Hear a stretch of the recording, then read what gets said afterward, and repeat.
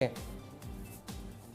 આદમી પાર્ટીના ધારાસભ્ય તેમના પત્ની સહિત 9 આરોપીઓને વનકર્મી પર હુમલો કરવાના કેસમાં 7 વર્ષની સજા રાજપીપળા સેશન્સ કોર્ટે સંભળાવી છે। ત્યારે આપણી સાથે સરકારી વકીલ વંદનાબેન ભટ્ટ છે, તેમની સાથે વાત કરીશું। વંદનાબેન, શું કહેશો? શું આજે ચુકાદાની જે તારીખ હતી, શું ચુકાદો આપવામાં આવ્યો છે અને આગળ શું પ્રોસિજર થશે?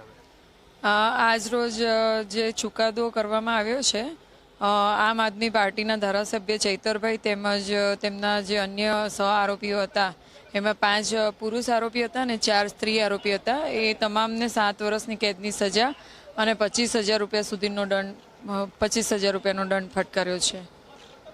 શું પ્રોસિજર છે હવે? આ લોકોને ક્યાં લઈ જશે? જનરલી પ્રોસિજરમાં એવું હોય છે કે જ્યારે ફાઇનલ સજા થઈ જાય તો એ પાકા કામના કેદી થઈ જતા હોય છે।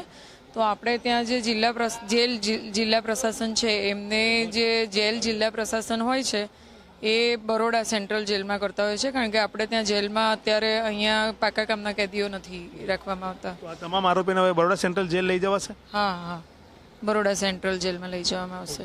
બીજું શું કાયદાકીય પ્રક્રિયા અહીંયાથી પૂરી થઈ, હવે ઉપલી કોર્ટમાં જવું પડશે? હા, હવે એમણે અપીલ એમને છૂટવું હોય કે એમને જે આગળ કરવું હોય એના માટે લોકો હાઈકોર્ટ, નામદાર હાઈકોર્ટમાં એ કરી શકશે। કેટલા સમય સુધીનો કેસ ચાલ્યો, કે તમારા જો નોલેજમાં હોય તો?